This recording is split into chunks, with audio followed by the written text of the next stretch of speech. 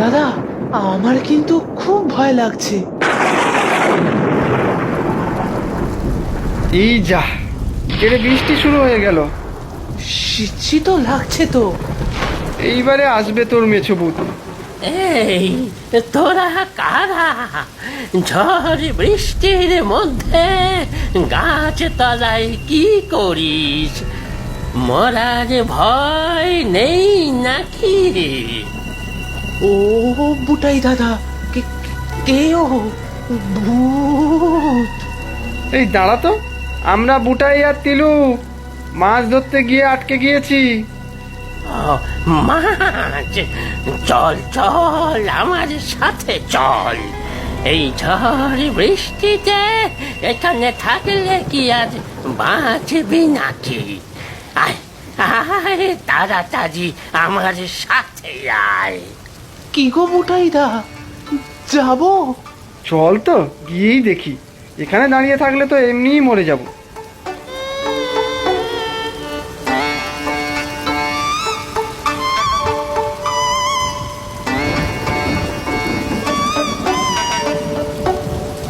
আয় ভেতরে আয়। দাঁড়িয়েছিস কেন? চল তো ভেতরে। ভূতের বাড়ি।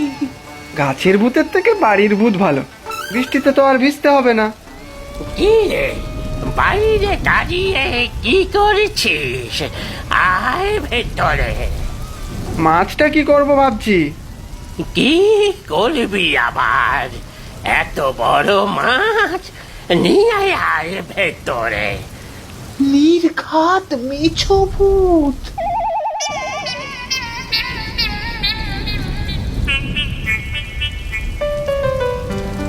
যা, দুজনে গা হাত পা মুছে ধুতি দুটো পরে নে।